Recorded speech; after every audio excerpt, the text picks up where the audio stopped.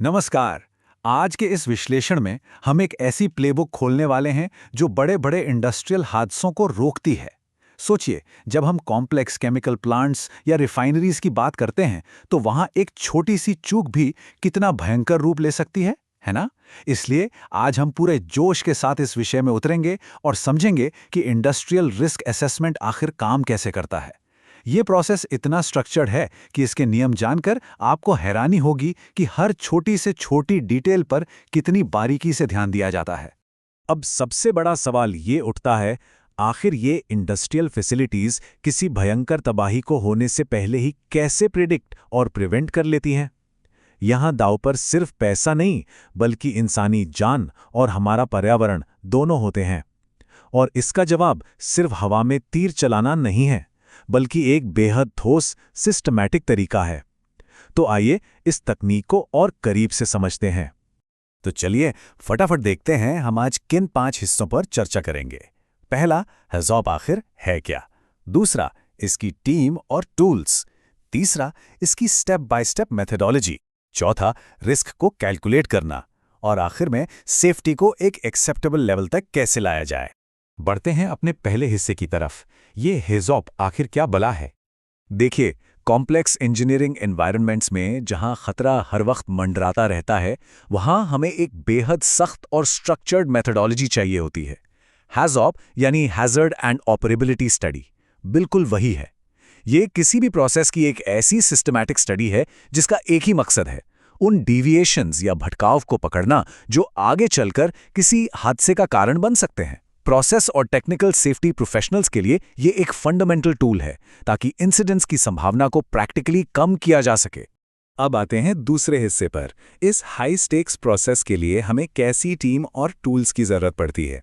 किसी भी safety review को सफल बनाने के लिए सिर्फ किताबी ज्ञान काफी नहीं होता। सही दिमाग और सही डाटा का एक ही कमरे में होना बिल्कुल क्रूशियल है। एक HAZOP स्टडी अकेले बैठकर नहीं होती, ये एक मल्टी डिसिप्लिनरी ग्रुप एक्सरसाइज है। इस टीम में operations, process engineering, instrumentation, maintenance और सेफ्टी रिप्रेजेंटेटिव्स सभी शामिल होते हैं। R&D वालों को भी बुलाया जा सकता है अगर जरूरत पड़ी तो।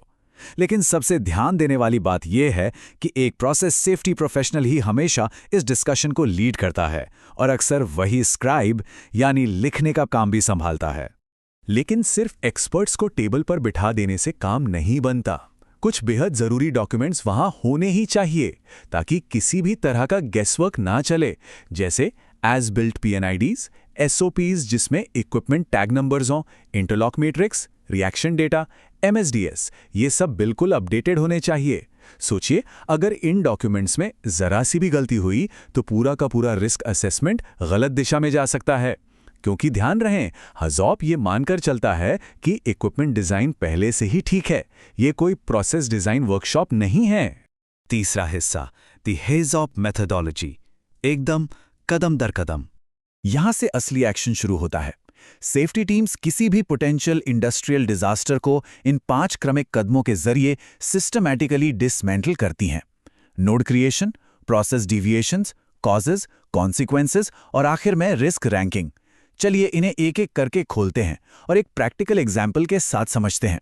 सबसे पहला स्टेप है नोड क्रिएशन। इसका सीधा सा मतलब है पूरे बड़े प्रोसेस को छोटे छोटे मैनेजेबल टुकड़ों में बांट देना। जैसे किसी रिएक्टर में रॉ मटेरियल्स डालना और फिर उसे स्टीम से हीट करना, ये एक नोड बन गया। इससे हम काम के दायरे को लिमिट कर देते हैं ताकि रिस्क असेसमेंट के वक्त प्रोसेस का एक छोटा सा हिस्सा भी छूटने ना पाए। ये बिल्कुल एक बड़े पजल को छोटे हिस्सों में सॉल्व करने जैसा है। और ये कमाल की बात है कि डिविएशंस आखिर बनते कैसे हैं।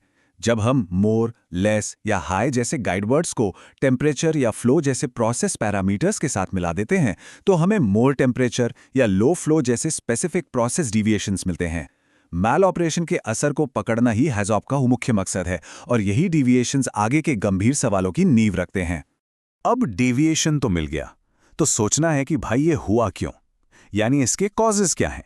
ये कारण आमतौर पर या तो ह्यूमन एरर्स होते हैं या फिर किसी कंट्रोल लूप का फेल होना। एक बहुत ही आम एग्जांपल लीजिए, लेवल गेजेस को देखकर लिक्विड मैन्युअली ट्रांसफर करते वक्त किसी इंसान से चूक हो सकती है और इस छोटी सी चूक का नतीजा पूरा का पूरा टैंक ओवरफ्लो हो जाता है। कारण मिल गया। अब बारी आती है कॉन्सिक्वेंसेस की। अगर वो कॉज सच में हो गया तो नुकसान क्या होगा? ये डैमेज ना के बराबर भी हो सकता है और कैटास्ट्रॉफिक भी। उसी टैंक ओवरफ्लो वाले केस को ले लीजिए। MSDS डेटा के हिसाब से उससे टॉक्सिक एक्सपोजर हो सकता है या सिवियर स्किन बर्न्स आ सकते हैं। ये सब डिपेंड करता है मटेरियल की प्रॉपर्टीज और क्वांटिटी पर। फिजिकल स्टेक्स सच में बहुत हाई होते हैं। चलिए चौथे हिस्से पर आते हैं। इस खतरे को नंबर्स में कैसे कैलकुलेट किया जाए?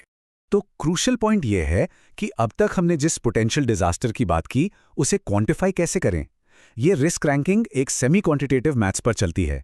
मान लीजिए किसी एरर के होने की प्रोबेबिलिटी साल में एक बार से ज्यादा है तो उसे हम नंबर 4 देते हैं, और उसके कॉन्सिक्वेंस की सिवेरिटी जैसे स्किन बर्न्स को नंबर 3 दिया। जब इन दोनों को मल्टीप्लाई करते हैं तो हमारा रिस्क नंबर निकल कर आता है 12।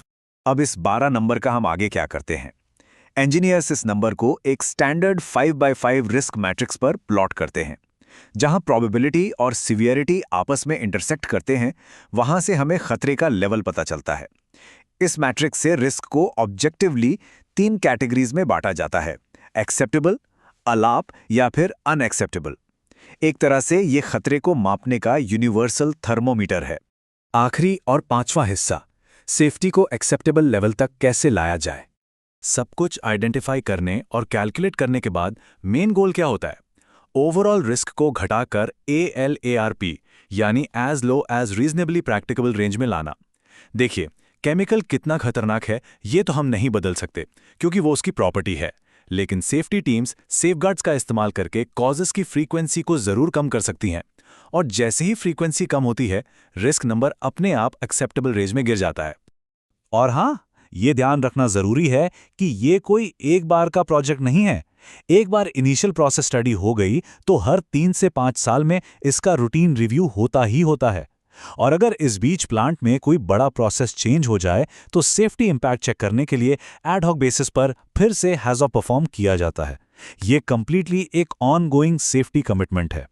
तो इस पूरे विश्लेषण के बाद एक बड़ा और विचार उत्तेजक सवाल छोड़कर जाता हूं। जब हमें पता है कि इंसानी गलती होना तय है, तो क्या ये सेमी क्वांटिटेटिव सेफगार्ड्स सच में किसी बड़ी तबाही को रोकने के लिए काफ़ी हैं? या फिर in extremely high risk events को हैंडल करने के लिए हमें LOPA यानी लेयर ऑफ प्रोटेक्शन एनालिसिस जैसी और भी ज़्यादा सख्त तकनीक की ज़रूरत है? सोचिए ज़रूर, क्योंकि यही सवाल इंडस्ट्रियल सेफ्टी के आने वाले कल को दिशा देते हैं।